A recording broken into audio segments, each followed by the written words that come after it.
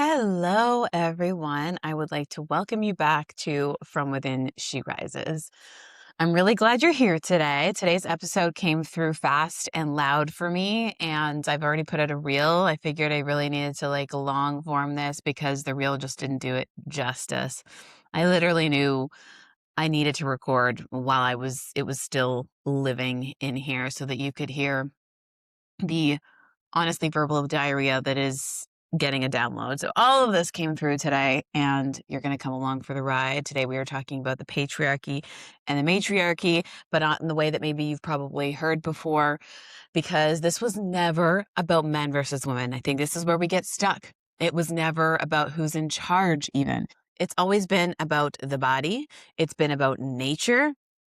And these things have been showing us the system layered underneath, the patterns, if you will, the entire time. So before we go there, I want to invite us back into the body together, not to bypass anything, but to make sure we are listening from the right place. So wherever you are, driving, sitting, lying down, just do what you can. I invite you to take a slow, deep breath in through your nose. And exhale through your mouth. Let your shoulders drop. Let your tongue just soften. Let it fall to the bottom of your mouth. And if it feels safe right now, you can close your eyes. If you're driving, please don't do that. And I just want you to feel into the part of you that knows how to love. The part of you that knows how to meet yourself and another human with compassion. The part of you that knows how to co-create without domination, without collapse. The part of you that does not need to win, just needs to be witnessed, just needs to relate, to be seen. Just let that part come online today, because that is the part that we are having this conversation from. One more deep breath in here. Okay, let's go. Let's go. We're going to start today by redefining patriarchy and matriarchy immediately because I think it's important.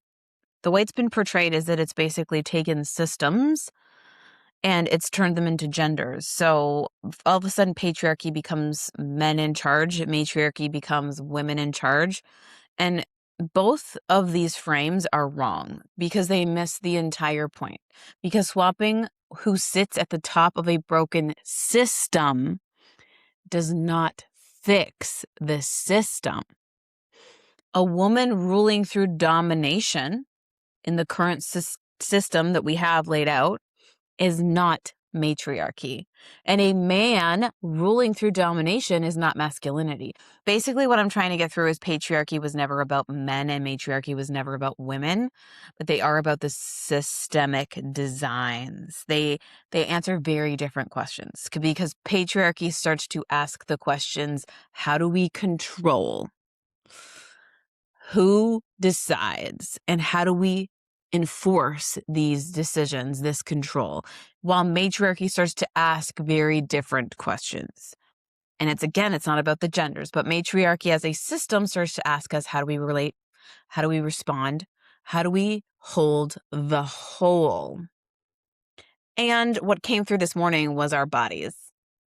Our bodies, male and female, make this distinction, this systemic distinction, very clear to me. So let's talk about how our bodies are actually teachers. And this coming back to way back, which I haven't picked up this book in a really long time, but A Course in Miracles says over and over again, the body is a teacher, because I think we forget that we are nature as well. And we know that nature is teaching us patterns. We know that there's a lot of things in nature that we can learn from. And this included, which I think we'll touch base on a little bit later, but, our bodies, our nature, and our bodies are showing us the thing. So let's talk about biology for a minute. We're not going to weaponize it. We're just using it as feedback, as information. When we look at the male body, hormonally, it is largely organized around testosterone. It is the main focus, right? Testosterone is the main driver of everything hormonally. It creates focus. It literally creates drive, competition, direction, strength. And I'm not saying it's a bad thing, but it is very specialized. And specialized systems are incredible at protection. They are incredible at action, short bursts of intensity, or forward motion. But specialization has a cost. When a system relies heavily on one primary axis, and if that one primary axis now becomes destabilized, the entire system will destabilize very quickly. There's very little buffering in this kind of specialized system. Now we look at the female body, okay? It is not, I think I can speak for all the females listening, it is not driven by one hormone. It is an ecosystem, it's teamwork, it's chaotic and beautiful all at the same time. It's estrogen, it's progesterone, it's oxytocin, it's so many other things. There's like a lot of heavy thyroid influence. It's not to say that some of these things don't have an influence on male bodies, but it's very different.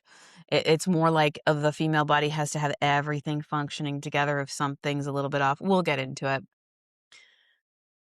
It's very different because you see the female body working in cycles. It does the thing and then it retreats. It works in feedback loops. So everything is constantly in communication. When one part is off, others will start to temporarily compensate to keep the system running. Not forever. Hopefully the end game is that we can stay in regulation, co-regulation.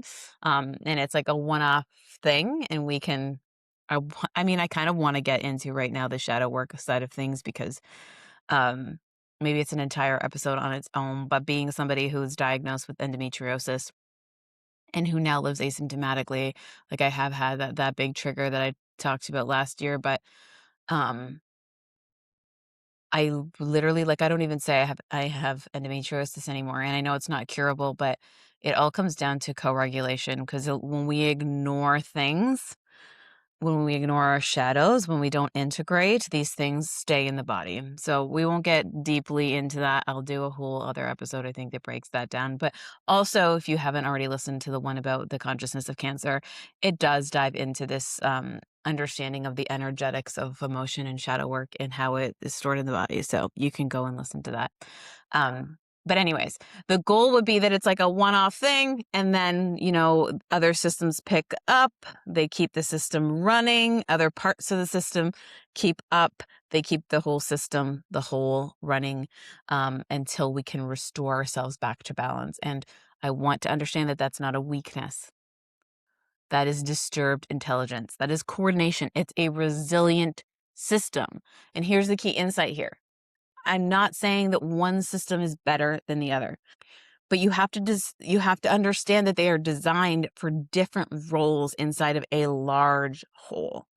And problems really do begin to arise when we try to run everything through a single access specialized model, which is patriarchy. It was never about the actual male at the top.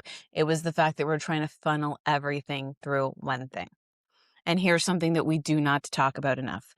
When you start to force a body, a female body, or a society into this constant output, constant competition, override of natural rhythms, it will eventually crash. Like looking at doing a zoom out, looking at working the 9 to 5, looking at, trying to do all the things at the same time as a female, being told you shouldn't be looking at the feedback loops, which we should be looking at the feedback loops.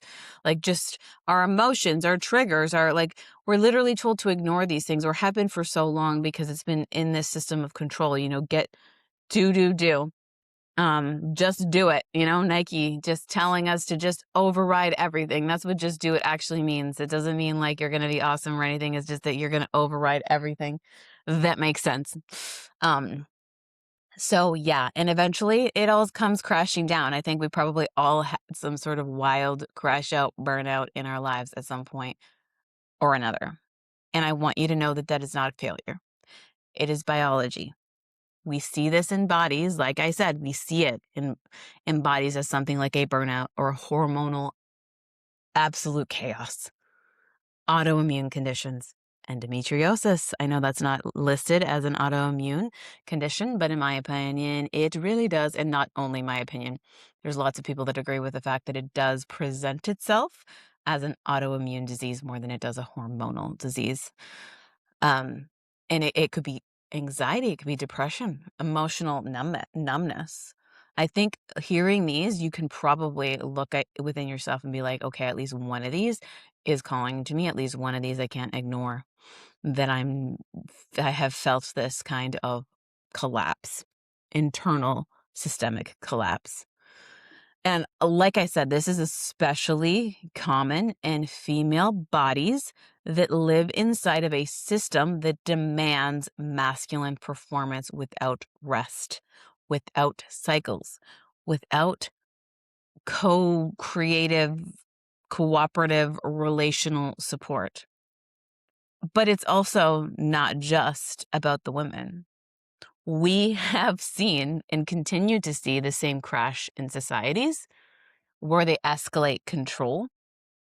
We won't, because, and I was zooming out into the pattern even more, just looking at like, um, patriarchal societies where they don't want to look at the things within themselves, right? The systems, they're like, oh, our system's broken, but I don't want to fix our system because it's overwhelming. And then I have to actually look at what I've done wrong and I actually have to change the things. You often notice, and you can see it play out in empires across generations. You often see then them trying to escalate the control outward into other countries, other, places, going and conquering, if you will. You definitely see it in power hoarding, where they're like, oh, I'm somebody higher up maybe is going to start hoarding more and more power. You see it in fear-based leadership. I think we've seen it very much in 2025. Let's leave it at that. And I'm not, it's a system, I'm not like, oh my God, I can't believe this is happening, because I understand why it's happening. I understand why it's necessary, because it's all just feedback. And that sounds very detached, but it's not. I'm witnessing a system built on one truth, one power, one very follow me or one way or the highway kind of mentality come crashing down eventually from burnout. And we see that, and we see it through more and more disconnection. And you can see that in the separation of, politics, where it's left versus right. And the more that we get down into this system collapse, you see how much people hate each other, and they're taught to hate each other because of this fear-based leadership. And because of like the identity built around these things, and there's more and more connection. And then eventually you see a full collapse. And that's just a system that can't listen to itself. And when a system doesn't listen to itself, when it doesn't listen to the feedback going on, the feedback loop that's constantly going, and when it doesn't listen to itself long enough, it will eventually break itself. And it's not because it's evil. It's because it's been out of alignment with nature, with life for a really long time. Again, you can go and you can like, it's interesting because I don't think men, they're so fascinated by the Roman Empire, but why? Because they got all the control? Because I doubt they're fascinated by the fact that it then collapsed, which I think is the part that we need to be more fascinated about. How when one system, one belief system, one whatever you're saying tries to take over all, it never goes well. We can't have one thing running everything. And I love a good Bible insert here, so especially Book of Revelation, so we're going to talk about it just a little bit before we move on from the systems. Because this morning, the Book of Revelation started to make sense in a completely different way than it had before. Because now all of a sudden, it didn't look to me as if it was a prophecy, which it didn't really. Like, it was always an individual prophecy, if you've heard me talk about it before, like the individual spiritual awakening. And it's not ever been about punishment. It's been about like the ego death. And it's definitely never been about the end of the world. But now I don't even see it just as any of those things or even spiritual awakening, but I see it as a description of what it feels like in a symbolic way when a domination-based system starts to collapse.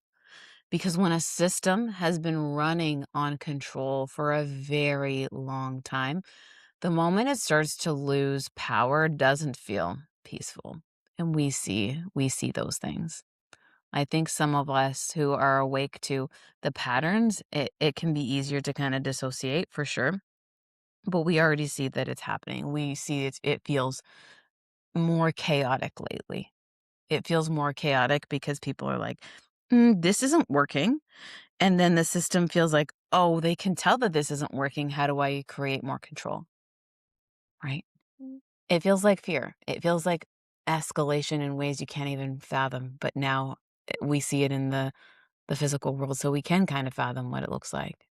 So much distraction is what we would call. It feels like blame. And you can see that in people in power not wanting to take any radical responsibility for anything and always finding someone else to blame. It feels like grasping at any amount of control that still remains. And a lot of times, like I said earlier, it is outside of themselves, even outside of their immediate system.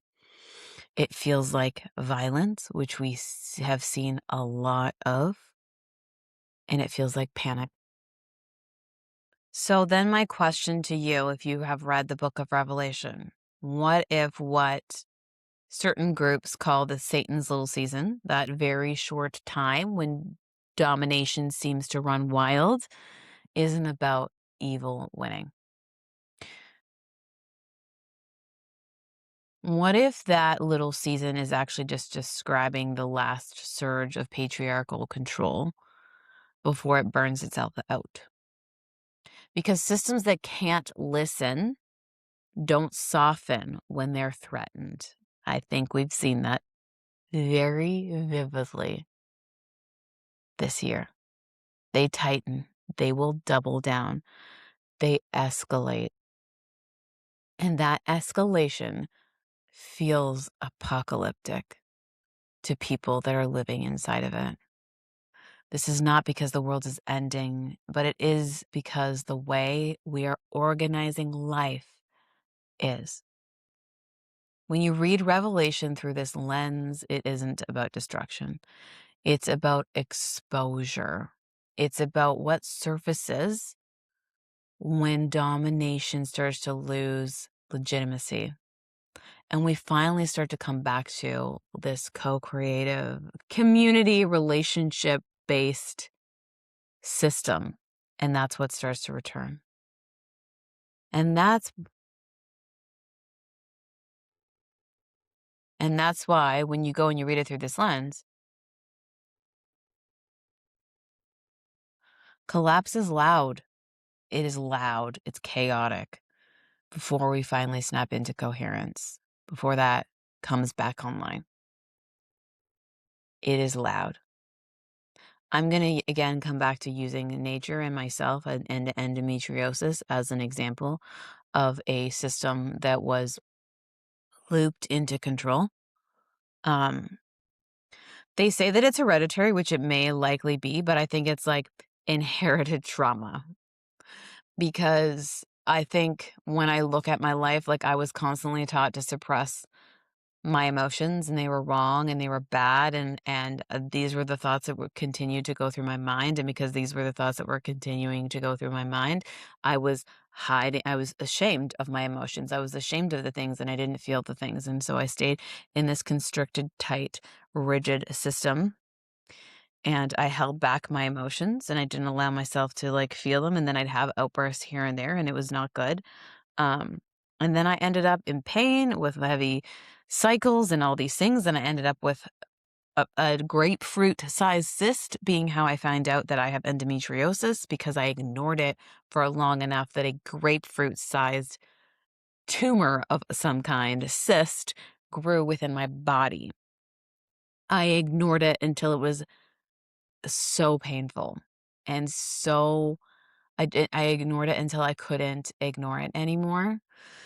And then the aftermath of it was, okay, I can't ignore this anymore. Now, how do I slowly get back into coherence. And that was difficult because that was now looking at like, why am I hiding my emotions? Why am I feeling this way?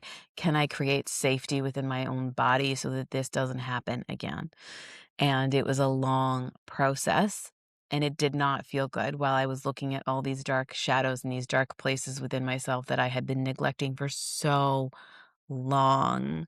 And so, yeah, having to watch the collapse and then having to reorganize into coherence is apocalyptic too. And this isn't just about scripture. It isn't just about the body. You see it in families. You see it in societies. You see it in nature. People love to point out ants or bees and say, see, matriarchy, right? But ants and bees don't show us meaningful existence. In my opinion, like how I did this like little homeschooling my 11-year-old son. We were talking about ants and we were walking along the water. We were doing, I guess, some random revelation and pattern recognition talk while we walked. And we started talking about ants because he was talking about how there's like the mother ant or whatever, and she's at the top and blah, blah, blah. And then like, I'm like, okay, so what are their lives like? And he's like, well, they just like all hail the mother ants and all they just like live their lives doing this thing. And then he tells me that they only live 2 weeks, which I'm like, what is going on? And I'm like, what does that teach you? And he's like, well, it teaches you that you have to do everything for the mother ant and the mother. And I was like, no, it doesn't. It teaches you that when you outsource your power and when you do things for others without taking care of yourself, your life is literally meaningless. Well, I made him to also think about it before I gave him the answer, but yeah, it's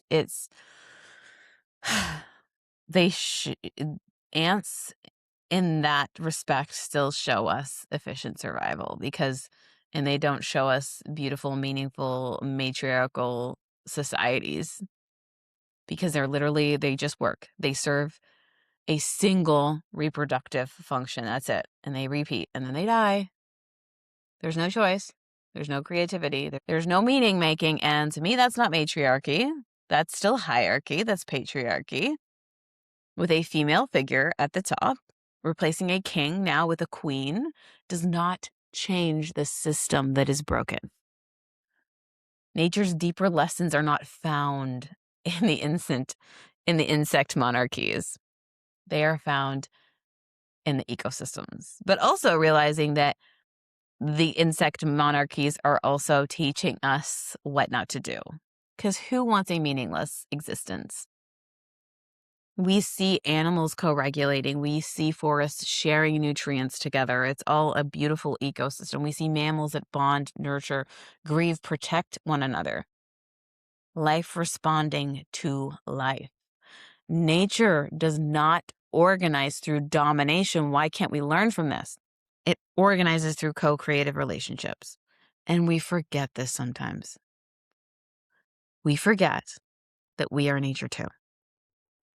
And I really want to make this part clear. As soon as you use the word matriarchy, there's a lot of resistance with the male population. But there's always a place for the masculine in a connected system. Strength will always have a role in society. Protection will also always have one. Needing strict direction or discipline or whatever will always have a role. But what we do not need are rulers. We need all of us being part of a whole, all of us stewarding the whole, servicing the whole. The masculine was never meant to dominate life. It was not. They need rest too. It was meant to protect it. When men are disconnected from their purpose, from contribution, from meaningful responsibility, energy doesn't disappear. It just turns into power-hungry chaos. So then you see people grasping at authority to replace what should be embodied, co-creative, beautiful service to one another. the Christ in me bowing to the Christ in you and vice versa. And that abstract, authoritative garbage is not masculinity. It's displacement. In healthy systems, the masculine becomes something completely different. They become purposeful instead of overpowering. They don't need to be at the top. They become protective in a beautiful way instead of controlling. They protect when needed instead of fear-based control. They can direct, they can have drive, they can know how to coordinate things without dominating others. I really want to drill in for those of you that are listening that are like, oh my God, we don't want matriarchy. Men do not disappear in this system. They finally belong. We all finally belong together. And this isn't just philosophical. You see this in real life all the time. You see this in homes that actually work, in partnerships that function. I love bringing up Juan and I for this as a partnership because he's male and I'm a female, and I definitely thrive more in like more of the somatic embodied, have to put my money where my mouth is, and he thrives in like really knowing the textbooks things. So he's like read and looked up like all of the Greek words. I only look them up when I'm led to look them up. Like I'm not a walking encyclopedia. Not that I think he is, but he is very different than me, but we work so beautifully and we balance each other out. And when we're co-creating beautiful programs, like right now doing Jung versus Jesus or Jung and Jesus, it's been such a pleasure to do it with him because we like can pick up off of each other. So even though we have 3 pieces of content that comes out every week, and the first one is like a very neuroscience psychology heavy one, which I love the neuroscience, he loves the psychology. So we take turns and we co-create beautifully. And when one of us is busy, the other one can adapt and the other one can do more. And it's just, yeah, it's that is the partnership where you can like co-create and live in this beautiful space. And looking at, families that adapt, homes that actually work, where one person isn't taking on the full load, and you might have your assigned roles at the core essence of things, but you guys can co-create and pick up when the other one can't do the thing.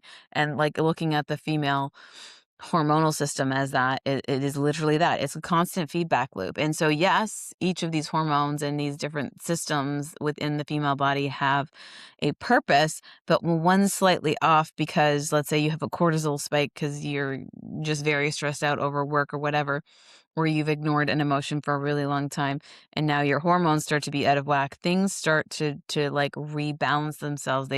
Something else picks up the system so that it can hold itself together. And that's what it is. That's what matriarchy is like, yes, you have your designed roles, but you're constantly evolving and looking at the feedback and coming back and saying, okay, do I need to shift something here? What's working? What isn't? It's literally living in a beautiful feedback based loop. Like, what if every moon cycle as a community we sat down and said, okay, what worked and what didn't, instead of what really happens, which is you ignore it for a really long time until it becomes a really big problem. And it's just like, no, I said so you got to do this. And then it's an issue. And, yeah, there's a big difference because when you can live from a matriarchy where it's a partnership and a co-creative space, whether within your households, which I'm thankful that my husband and I are in that kind of co-creative space, or whether it's in your work partnerships, which again, I'm thankful that Juan and I are so beautifully co-creative together. It doesn't function because someone is in charge. It does, however, function because people are present and paying attention.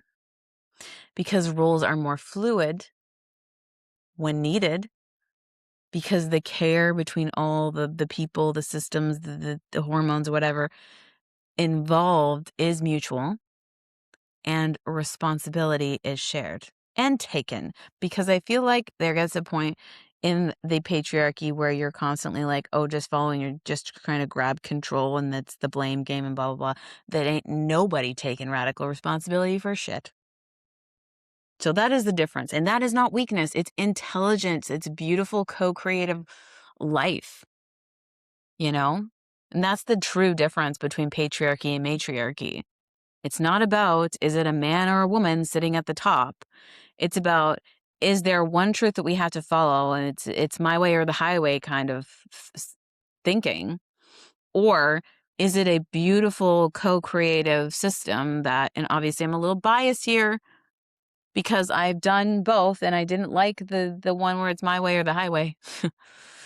And is it this co-creative space where we can like hold each other up and pick up where the other one had to drop off because they had the flu or whatever, you know? And where we can like consciously be present and consciously together reflect on what has been working over the last few weeks and what hasn't been working. Can we shift the things? Can we do systemic shadow work? You know, I think that's the difference is like the matriarchy does shadow work and the patriarchy ignores it. I feel like that's it. And it's not about male versus female, drilling that in. It's about, yes, having your roles within society, but being fluid enough and present enough and evolving enough that you take the feedback of the whole and you're like, okay, we need to kind of shift these things here. We need to move this here and move that there. And it's a constantly evolving, beautiful thing. Think about the way like a tree grows. And like if somebody puts power lines there and then all of a sudden it's like grown all the way around it and has this like wild shape. That's it. You're just constantly evolving. You're okay, this is in my way now instead of ignoring that this is in my way and trying to just like drill through it and power through it and then creating an epic disaster for myself and the power lines. I'm just going to move this way a little bit and this way and we're going to evolve and I'm going to ask Bob over there if he can actually help pull me in that direction a little bit because I just need a little bit of help. And then once I'm going in that direction a little bit, I don't need his help anymore and I can back off and I can go back to my role, you know? That's what it's about. If you can't add a random tree metaphor into your podcast episode, what are you even doing? So again, this is never about men versus women. It was never about who sits at the top because there is no top in a matriarchy. It's always been about how life is organized. Control will always create collapse, and connection always creates resilience. Meaningful existence, which I think we're all after here, will not come from domination. It will come from relationship with yourself, relationship with the divine, relationship with others and the divine within them. The Christ in me sees the Christ in you. And if this landed for you, let it land gently. Take what you need. Take what you then release what you don't. You don't have to agree with everything here. You don't even have to adopt new language that I've used. You don't have to tell people my weird metaphors. You just need to notice where your life already works this way. Just sit and reflect and notice where it doesn't.